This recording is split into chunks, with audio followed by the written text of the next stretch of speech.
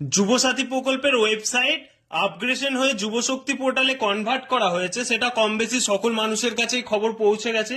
যেই খবর পৌঁছানো সেই মানুষের মনের মধ্যে নানান কোয়েশ্চেনে বাধা বেঁধেছে। যেমন যুবসাথীতে আমরা যারা আবেদন করেছি তারা কি আবার যুবশক্তিতে আবেদন করতে হবে? যুবসাথীতে যাদের প্রথম কিস্তি ঢুকেছে তাদের কি করতে হবে? যুবসাথীতে যাদের সেকেন্ড কিস্তি ঢুকেছে তাদের কি করতে হবে? তো সকলকে একটা কথা জানিয়ে রাখি, যুবশক্তি থেকে শুরু করে লক্ষ্মী ভান্ডার থেকে শুরু করে অন্নপূর্ণা ভান্ডার থেকে শুরু করে সমস্ত প্রকল্পের ওয়েবসাইট আপডেট শুধুমাত্র দেওয়া হয়েছে। যেমন তোমরা দেখে নাও, লক্ষ্মী ভান্ডারের ক্ষেত্রে ভান্ডারেরও পোর্টাল কিন্তু চালু করা হয়ে গেছে, শুধুমাত্র পোর্টালটাই চালু করা হয়েছে। এই যে ট্র্যাক অ্যাপ্লিকেশনে যাওয়ার পর আমরা কোনো রকম কোনো ওয়েবসাইটে আপডেট পাচ্ছি না। ওকে, ঠিক সেরকমই বাংলার যুবশক্তি আজকে পোর্টাল চালু করা হয়েছে, কিন্তু আমরা যখনই যে কোনো পপ আপ তোমরা টাচ করো না কেন, application submission pop up touch করলেও সেই আগের যুবসাথী পোর্টালের যে ওয়েবসাইট ছিল তারই পপ আপ শো করছে। অ্যাপ্লিকেশন স্ট্যাটাস টাচ করলেও ঠিক যুবসাথীর যে ওয়েবসাইট ছিল সেই যুবসাথীকে ট্রান্সফার করে দেওয়া হচ্ছে, ঠিক ওই পোর্টালই খোলা হচ্ছে। এবং তার সাথে সাথে পাবলিক নোটিশে টাচ করলেও সেই আগের যে পাবলিক নোটিশটা ছিল সেই পাবলিক নোটিশটাই পাওয়া যাচ্ছে, এবং ডিপার্টমেন্টাল রিপোর্টে গেলে কোন রকম কোনো আপডেশন পাওয়া যাচ্ছে না।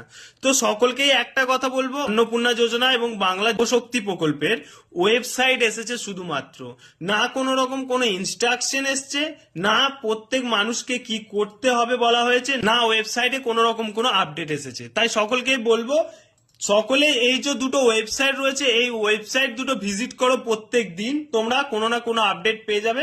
এবং সকলকে আরেকটা কথা বলে রাখি, লক্ষ্মী ভান্ডার প্রকল্পে যাদের আবেদন ছিল তাদের আবেদন কনভার্ট হয়ে যাবে, কিন্তু নতুন আবেদন কারা করবে তাদের জন্য কোনো রকম কোনো ইনস্ট্রাকশন নেই। ওকে, এটা গেল অন্নপূর্ণা ভান্ডারের জন্য। যাদের লক্ষ্মী ভান্ডারে আবেদন ছিল তাদের সকল অ্যাপ্লিকেশন গুলো অন্নপূর্ণা ভান্ডারে কনভার্ট হয়ে যাবে। শুধুমাত্র এই ইনফরমেশন বা এই নোটিফিকেশনটা পাওয়া গেছে।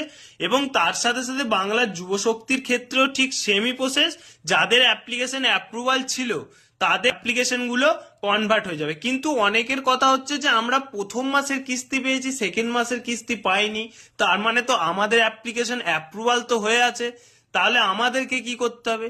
অনেকের কোয়েশ্চেন হচ্ছে আমাদের দুটো কিস্তি পেয়েছি, এরপর আমাদের কি করতে হবে? বাংলার যুবশক্তি প্রকল্পের না কোনো নোটিশ এসেছে, না কোনো কিছু খবর পাওয়া গেছে। তাই বিভ্রান্ত করে মানুষকে লাভ নেই।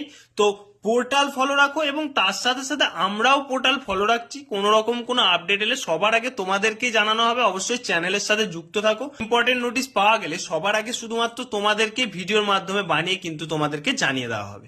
অবশ্যই চ্যানেল ফলো রাখো এবং তোমরাও ওয়েবসাইট ফলো রাখো।